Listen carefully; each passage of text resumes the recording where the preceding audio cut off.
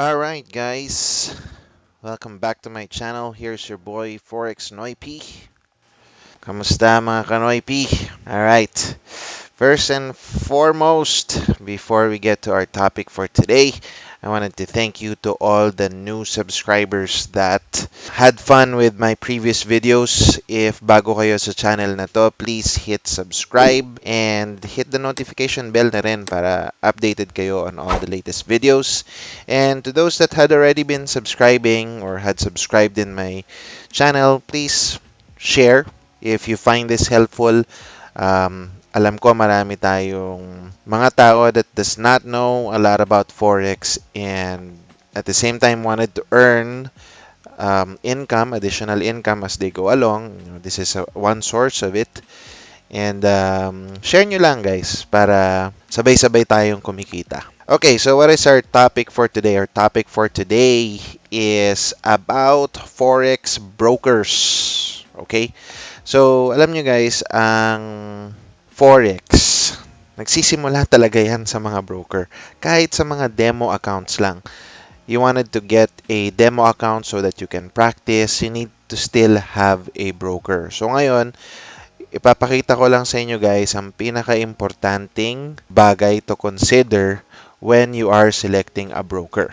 Unang-una sa lahat is you may choose not to stay with one broker. Pwede kang lumipat ng ibang broker from one broker to another. May mga requirements sila, and if you're not the person that gets bored filling out and doing those requirements, then by all means, go ahead, right? Ako personally, I have been to 3 brokers already. And I did that because for various reasons actually. Hindi sila fit for me until I found the right broker for me, and I've been staying with this broker for a while now, right? So anong unang kailangan yung malaman when you are selecting a broker? Okay? The first one is you have to make sure that your broker is regulated. Regulated. Okay? So, dito sa video na to, pakita ko lang sa inyo guys yung mga brokers na pinanggalingan ko na. Okay? Unang-una kong pinuntahan or napuntahan is Capital Index. Okay? I will put the link down at the description box if you guys are interested in them. By all means, explore. Okay? Huwag kayo basta-basta magsa-sign up. Right? Explore nyo muna sila. This is their website, capitalindex.com. They are based in England. Right? So, maraming paraan para malaman nyo kung regulated sila. Most of the time, you will see that in their website. Tara, puntahan natin. So, here, usually it's here. Risk warning, terms and agreement, client protection. Ngayon, kung sa mga UK brokers, pwede rin kayong pumunta sa register. Punta natin. register.fca.org.uk. I will also post this link in the description box. Tapos, pagpunta nyo dyan, if your broker that you're searching for is in the UK, in this case, Capital Index is, punta lang kayo dito, tapos punta kayo sa baba.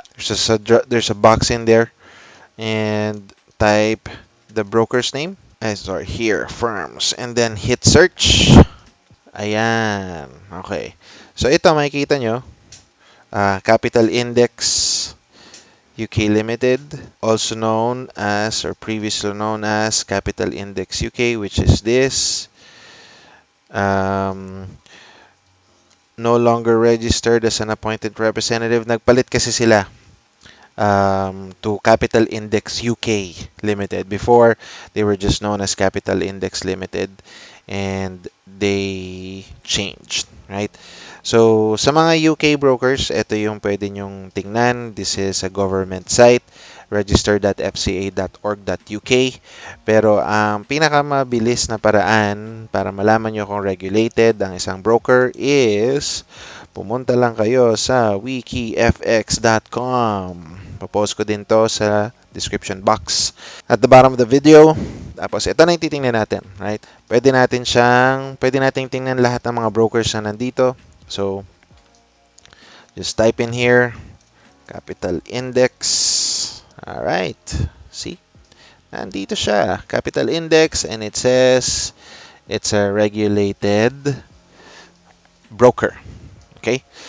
So, ito yung Capital Index. Yung isang pinuntahan ko rin is XM.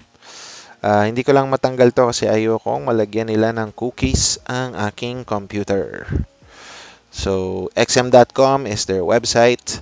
XM, I believe, is a popular broker, at least here in the Philippines. And it's there. Flagship store. Regulated, sir. Okay. And then, the broker I'm using right now is IC Markets. Right? So, pag pumunta kayo sa more, if you go to icmarkets.com, meron na sila dyang try free demo. And then here, you will see regulation and the more tab. And then down below the company, you will see regulation. And you will see there that they are authorized and regulated by the Financial Services Authority or the FSA. Pwede nyo rin naman silang tingnan dito sa wikifx.com.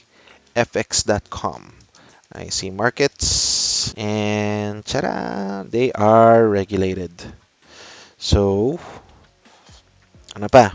Ito pa, FXCM. Let's look at FXCM. And it's there.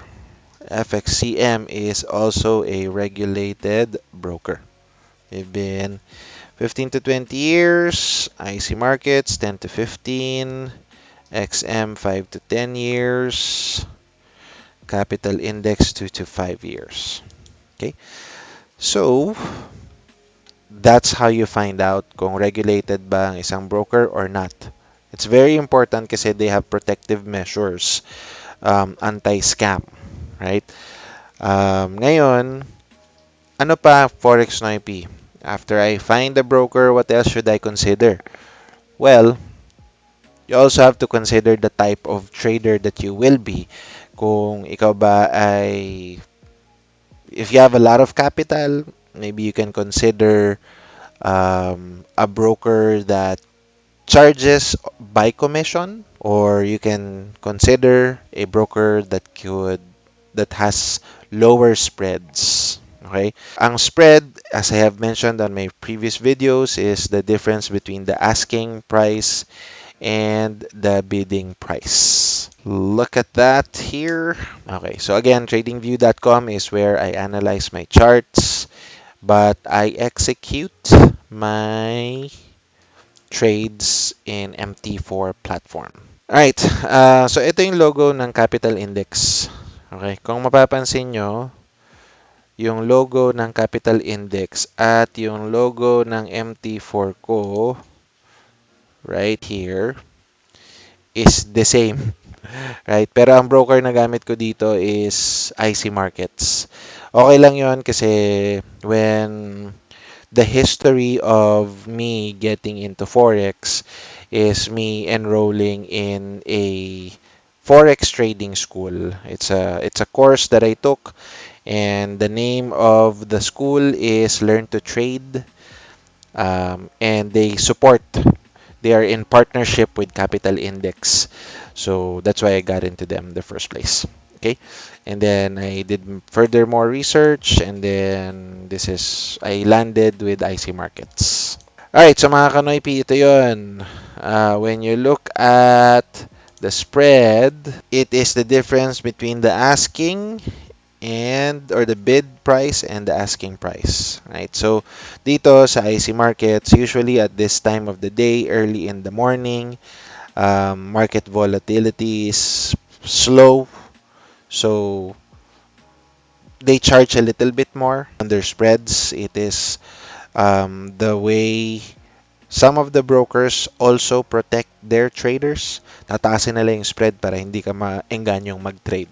So, protektahan ka nila kasi kung sobrang volatile ng market, ikaw din, sobrang volatile ng market, sobrang magalaw, pag biglang it goes against your direction and you hit a stop loss and you're not proper following proper risk management. Risk or spreads is one of the things that you want to consider when you are selecting a broker.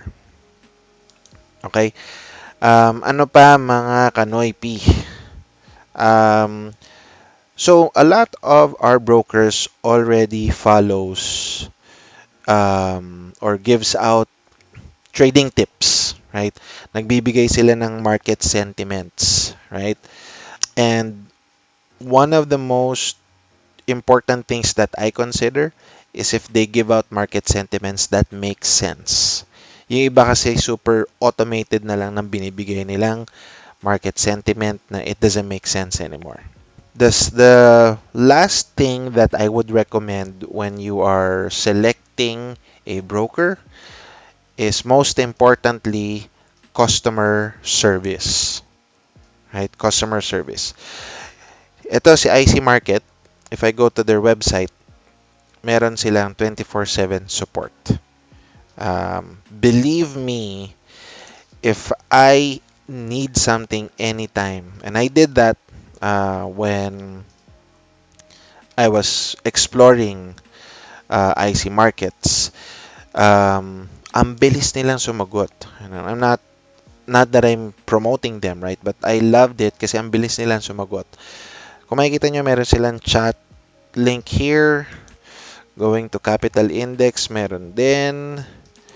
I can't see XM, but if you are an XM user, comment down below if they can. Going to FXCM, parang wala silang FXCM dito na customer support. Ito, customer support. Let's see. Support. Okay. Pwede mag-text. Merong, ayan, offline. Live, web chat. Ayan, biglang nag-online. Kanina, offline. Let's see. Chat now. Does it work? A disclosure. It gives out, you need an account number. Okay, well, I don't have an account number. So I can't hit live chat. Okay.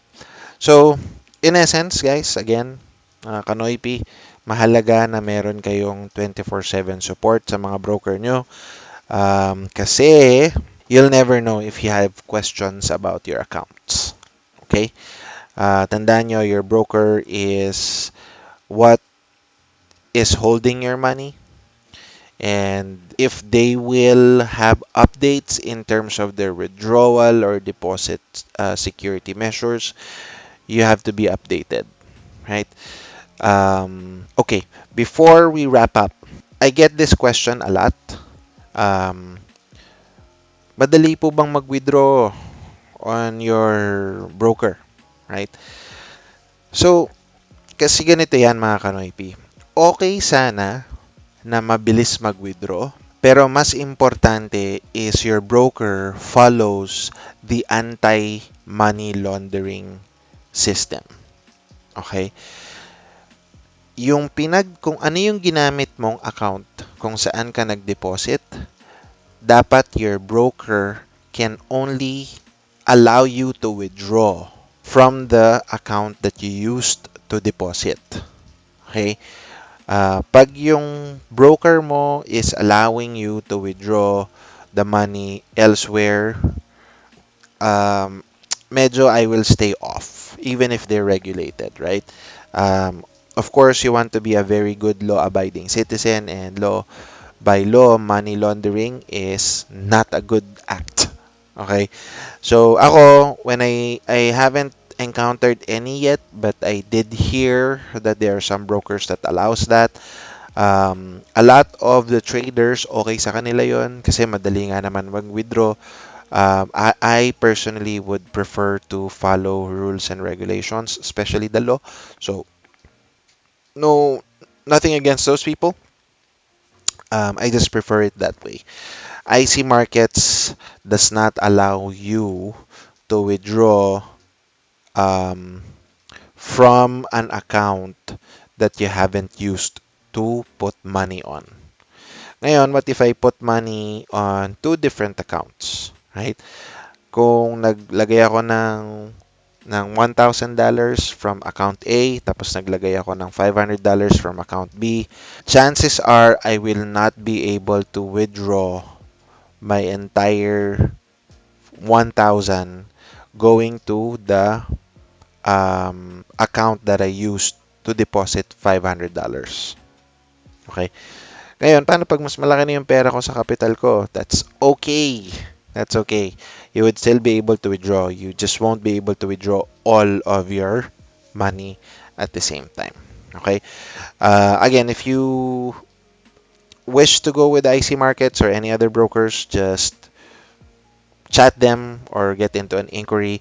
Ang pinakamahalaga dito mga kanoypi is you do your research first before you enter something.